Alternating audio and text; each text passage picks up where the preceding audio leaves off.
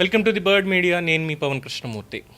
నిన్నగాక మొన్న ఒక 3 రోజుల క్రితం విశాఖపట్నంలో ఏదైతే ఎల్జీ పాలిమర్స్ ఘటన జరిగింది, ఆ ఘటన ఎలా జరిగింది ఏంటి అనే దాని మీద శాస్త్రవేత్తలు, అనలిస్టులు ల్యాబ్లోనే ఆ వాతావరణాన్ని సృష్టించి దాని ఇంపాక్ట్ ఎలా ఉండేది ఏంటి అనే దాని మీద వివరణాత్మకమైనటువంటి రిపోర్ట్ని ఇచ్చారు.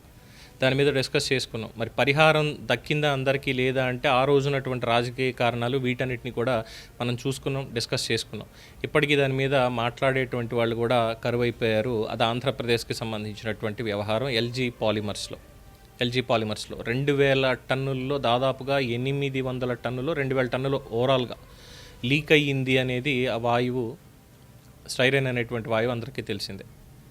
అలాంటిదే 6 నెలల క్రితం తెలంగాణలోనే తెలంగాణ చరిత్రలోనే అత్యంత భారీ ప్రమాదం ఒకటి జరిగింది సిగాచి ఇండస్ట్రీస్లో. అక్కడ రియాక్టర్ పేలినటువంటి దానికి 3 అంతస్తుల భవనం మొత్తం కుప్పకూలిపోయింది. ఎంతమంది క్షతగాత్రులయ్యారు, ఎంతమంది చనిపోయారు అనే లెక్కలకి ఇంకా పూర్తి స్థాయిలో సైద్ధాంతికంగా వివరాలు పూర్తిగా లేవు. లిస్ట్ ఒకటి ఉందంతే. బతికున్నారా చచ్చిపోయారా కూడా తెలియనటువంటి వాళ్ళు, ఎవరి మృతదేహం ఏదో తెలియడానికి కూడా సంబంధం లేకుండా అయిపోయింది పరిస్థితి. బట్ ఈ 6 నెలల్లో ఇప్పటి వరకు దాంట్లో ఒక్క అరెస్ట్ కూడా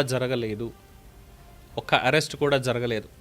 ఇదే కోర్టు వారి కోపం తెప్పించింది. ఒకవేళ దీంట్లో మీరు ఏం చేయలేకపోతే, ప్రభుత్వం కానీ పోలీస్ వ్యవస్థ కానీ మీరు ఏం చేయలేకపోతే చెప్పండి, కోర్టు పర్యవేక్షణలోనే దీని మీద విచారణ కొనసాగిస్తాము, చర్యలు మేమే తీసుకుంటాం అని చెప్పేసరికి పోలీసులకి తలకొట్టేసినట్టు అయ్యి ఆ ఒత్తిడితోటి సిగాచి ఇండస్ట్రీస్ CEO అమిత్ రాజ్ని BDL భానూర్ పోలీసులు అరెస్ట్ చేశారు 6 నెలల తర్వాత.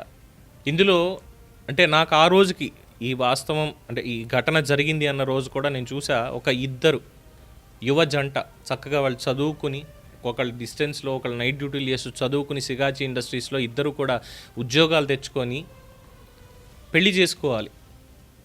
కొళిక్పూడి శ్రీనివాసరావు గారికి కూడా చాలా సన్నిహితమైనటువంటి వ్యక్తులు, ఇద్దరు కూడా విద్యార్థులు, ఎంతో ప్రోత్సహించారు ఆయన కూడా. కానీ వాళ్ళిద్దరూ అకాల మరణం చెందారు అదే దాంట్లో. పెద్దలందరినీ కూడా ఒప్పించి ప్రేమ వివాహం చేసుకోవడానికి. అంటే ఇలాంటివి చాలా ఘటనలు, విషాదకరమైనటువంటి గాథలు ఎన్నో దాంట్లో ఉన్నాయి. కానీ న్యాయం జరిగిందా అంటే న్యాయం జరగలేదు. ఇప్పటికీ కూడా పరిహారం అనేది పూర్తిగా అందిందా అంటే ఎవరికి పరిహారం పూర్తిగా అందలేదు అన్నటువంటిది ఉంది. అంటే ఏ విపత్తు జరగనివ్వండి, ఇలాంటివి మానవ ప్రమాదాలు, మానవ కల్పిత ప్రమాదాలు ఇవన్నీ కూడా.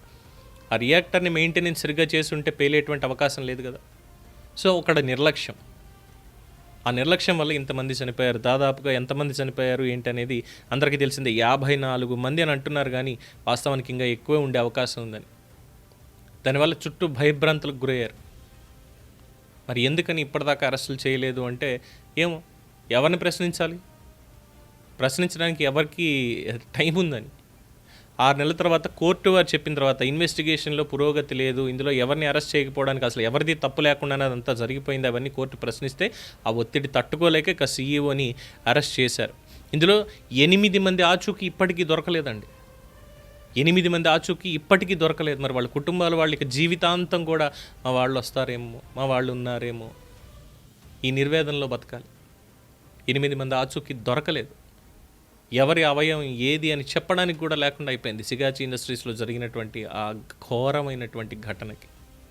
ఇది ఎవరి తప్పు అనుకోవాలి అంటే ఈ 6 నెలల జాప్యం, ఇందులో ఎవరిని బాధ్యుల్ని చేయాలి, ఎవరిని అరెస్ట్ చేయాలి అనేటువంటి దగ్గర ఎవరి తప్పిదమైనది అనుకోవాలి. ఎందుకింత అలసత్వం అనేది ఎవరిని ప్రశ్నించాలి? ఇన్ని నెలలు పడుతుందా ఒక విచారణలో దీనికి చెప్పాలి అనేటువంటి దానికి. అలాగే కంపెనీ వైస్ ప్రెసిడెంట్ ఇందులో చనిపోయారు. ఈ కంపెనీ ప్రమాదంలో కంపెనీ వైస్ ప్రెసిడెంట్ చనిపోయారు. ఆయన చనిపోయినంత మాత్రాన తప్పు జరగలేదు, ఆయన కూడా చనిపోయాడు కాబట్టి అసలు మిగతా వాళ్ళకి తప్పే లేదు యాజమాన్యంలో, వాళ్ళు ఎక్కడ కూర్చున్నా ఏం చేసినా అని వదిలేస్తారా? కుదరదు కదా. కోర్టు వారు అడిగింది కూడా ఇదే ప్రశ్న. అందులో ప్రెసిడెంటే చనిపోనివ్వండి, లేదు ఆ యాజమాన్యం బోర్డు మీటింగ్ పెట్టుకొని డైరెక్టర్లు కూర్చున్న వాళ్ళే చనిపోనివ్వండి, ఇంకా మిగతా వాళ్ళు ఉంటారు కదా, ఎవరి వల్ల జరిగింది అనేది కూడా ఇందులో పరిణామం తీసుకోవాలి కదా. ఒకవేళ నిజంగానే ఈ వైస్ ప్రెసిడెంటే మొత్తం అంతటికి కారణం, ఉన్నటువంటి ఉద్యోగులు ఎంత చెప్పినా కూడా వినకుండా రియాక్టర్ని ఇలా నడిపించాడంటే ఇండైరెక్ట్గా ఆయన అపోజ్ చేయకుండా నడిపించారు అన్నటువంటి దానికి వీళ్ళు కూడా కారణం అవుతారు. వాళ్ళు కూడా మినిమల్ అయిన శిక్షలు అయితే పడతాయి కదా, లేదు విచారణ అయితే ఎదుర్కోవాలి కదా.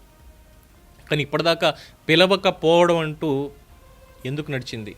ఎందుకని జరగలేదు, అరెస్ట్ కూడా జరగకపోవడం ఏంటి అని చెప్పి కోర్టు వారు అడిగితే ఇప్పటికీ సిగాచి ఇండస్ట్రీస్ CEO అమిత్ రాజ్ ఆయన్ని పోలీసులు అరెస్ట్ చేశారు. మరి కోర్టులోకి ప్రవేశపెట్టిన తర్వాత అంటే ఇక్కడ భరోసా ఇవ్వడం ఈ భవిష్యత్తులో జరగవు అనో ఇంకోటనో అంటే మొత్తం అన్ని పరిశ్రమల్ని కూడా ఒక రౌండ్ వెళ్ళి చూడాల్సిందే ఖచ్చితంగా, భద్రతా ప్రమాణాలు ఎలా ఉన్నాయి ఏంటి అనేది. అంటే ఫుడ్ సేఫ్టీ ఆఫీసర్లు మనకి ఎక్కువగా తిరుగుతున్నారు కదా ఇటీవల కాలంలో. మీ కిచెన్లో బొద్దింకలు ఉన్నాయి, మీ కిచెన్లో ఇలా వాడుతున్నారు, ఇలా తిరుగుతున్నారు. తినే తిండి దగ్గర ఇలా ఉంటే పని చేసేటువంటి చోట, అందులోనూ అత్యంత ప్రమాదకరంగా పని చేసేటువంటి చోట భద్రతా ప్రమాణాలు ఇంకెంత మెరుగ్గా ఉండాలి. ప్రమాదం జరిగితే ఎవరికి ఏమీ కాకుండా, ఒకవేళ యాక్సిడెంటల్గా జరిగితే ఎవరికి ఏం కాకుండా రక్షించడానికి, బయటికి రావడానికి, తప్పించుకోవడానికి వాళ్ళకి అక్కడ ఉన్నటువంటి ఫెసిలిటీస్ ఏంటి, వీటన్నిటి మీద మరి ఎన్ని రోజులకు ఒకసారి వెళ్ళి అక్కడ ఇదంతా జరగాలి. సో వీటిలో ఎక్కడా మార్పులు కానీ పురోగతి కానీ కనిపించట్లేదు అనేది కోర్టు వారి వ్యాఖ్య, ప్రజల అభిప్రాయం కూడా. మరి సమాధానాలు ఉంటాయి, వీటికి చర్యలు ఉంటాయా ప్రభుత్వాల దగ్గర నుంచి? అది ఆంధ్ర రాష్ట్రం అయినా, తెలంగాణ అయినా, ఇంకొక చోట అయినా, భోపాల్లో అయినా, ఎక్కడైనా సరే. ఎందుకంటే ఇలాంటి వాటిల్లో మన వాళ్ళని కోల్పోతున్నాం మానవ తప్పిదాల వల్లే. ఒక చిన్నపాటి నిర్లక్ష్యం.